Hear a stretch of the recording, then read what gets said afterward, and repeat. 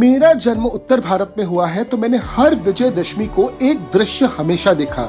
भव्य रामलीला के मंच पर जयकारे उठते हैं और अचानक से एक विशाल रावण का पुतला जल उठता है। ये दृश्य मैंने हर बार देखा, मगर जब मैंने वाल्मीकि रामायण पढ़ी तो वहां पे मुझे कहीं पर भी रावण दहन का उल्लेख मिला ही नहीं। क्या आपको पता है कि वहां पे क्या लिखा है? भगवान राम रावण की हत्या के बाद बिल्कुल खुश नहीं थे, क्योंकि रावण केवल एक राक्षस नहीं था बल्कि शिव का महान भक्त और अत्यंत विद्वान भी था। तो फिर अचानक आज पूरे देश में विजयदशमी के दिन रावण दहन क्यों होता है? तो चलिए जानते हैं रावण दहन के पूरे इतिहास को तथ्यों के साथ। रावण दहन का अर्थ है बुराई पर अच्छाई की विजय। धार्मिक दृष्टि से ये प्रतीकात्मक है। ये बताया जाता है कि इंसान के भीतर के अहंकार, क्रोध, लोभ जैसे विकारों को नष्ट करना चाहिए।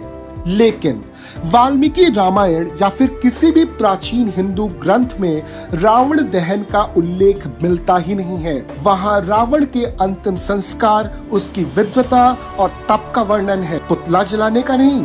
तो फिर अब बात करते हैं कि रावण दहन के प्रामाणिक रिकॉर्ड कौन कौन से हैं। कहा जाता है कि अंग्रेजों के कुछ गैजेट्स में 17th और 18th सेंचुरी में रावण दहन की बात लिखी है। मेनली रावण दहन उस समय होता था कुछ स्पेसिफिक एरियाज में, जैसे वाराणसी, लाहौर, क्वेटा। मगर उस समय रावण दहन कोई आम ट्रेडिशन नहीं था, क्योंकि इसका उल्लेख हिंदू रिचुअल्स में है ही नहीं।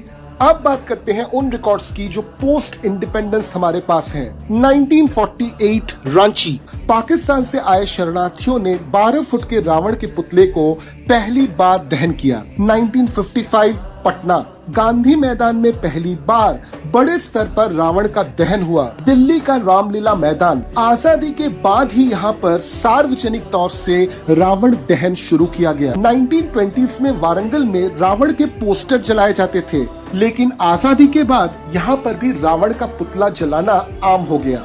तो फिर हम कह सकते हैं कि हमारे पास जितने भी रावण दहन के प्रामाणिक दस्तावेज मौजूद हैं, वे सबके सब पोस्ट इंडिपेंडेंस के हैं। 1947 में भारत को सिर्फ आजादी नहीं मिली, बल्कि भारत का बंटवारा भी हुआ। देश के बंटवारे के बाद आए नए समुदायों ने पटना, दिल्ली समेत बहुत सारे शहरों में रावण दहन शुरू किया, और उस समय से शुरू हुआ स्थानीय प्रशासन और न्यूज़पेपर्स में इन इंसिडेंट्स का रिकॉर्ड होना।